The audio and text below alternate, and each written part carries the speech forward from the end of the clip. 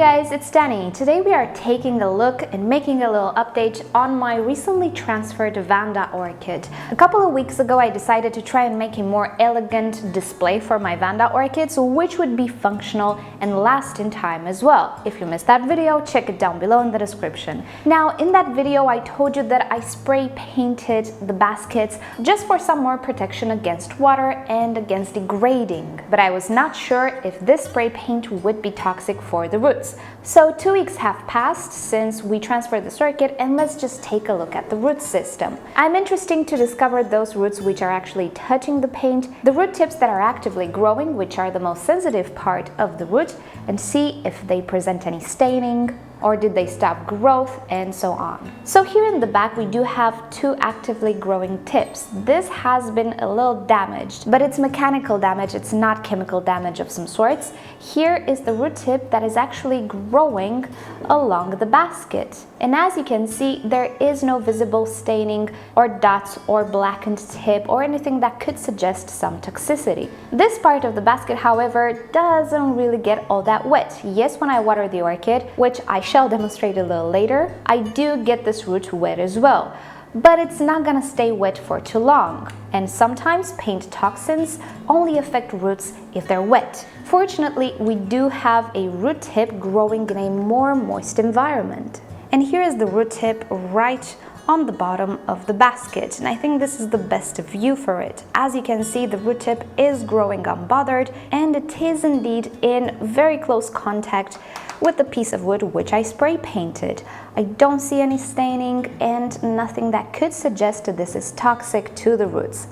So I'm going to show you the spray paint that I use in a second. I cannot guarantee that this will be the case for any spray paint, but we'll get as much information about my spray paint as possible, so maybe this will help you choose a spray paint if you will ever want to spray paint anything which you will use with orchids. Leaving the paint issue aside, the setup is working pretty great, and I actually don't have to water my Vandas all that often.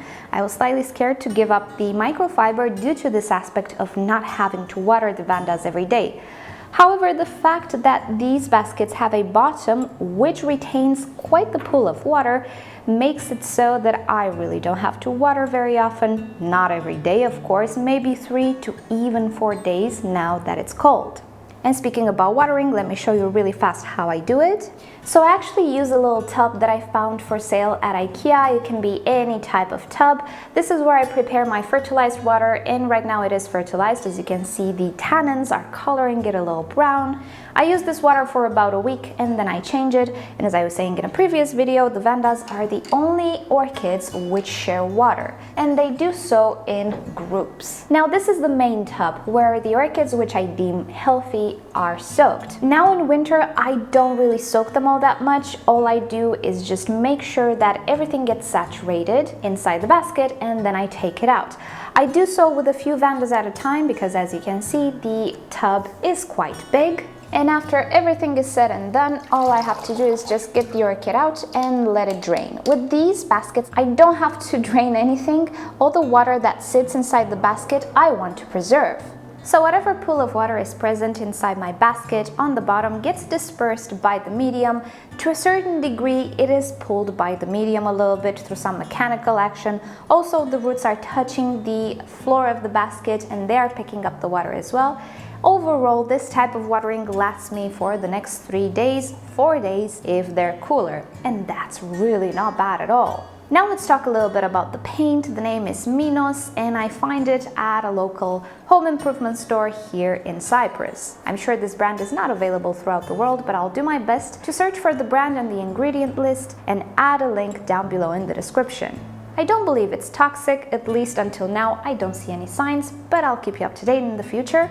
And if you're interested in doing a DIY version of this, or if you want to know what materials I used, expand the description down below and you'll have a link to the original video. Alrighty guys, thank you so much for watching the quick vid of today. Remember to rate this video below, subscribe to my channel for regular orchid videos, and with that said, I'll see you all next time. Bye!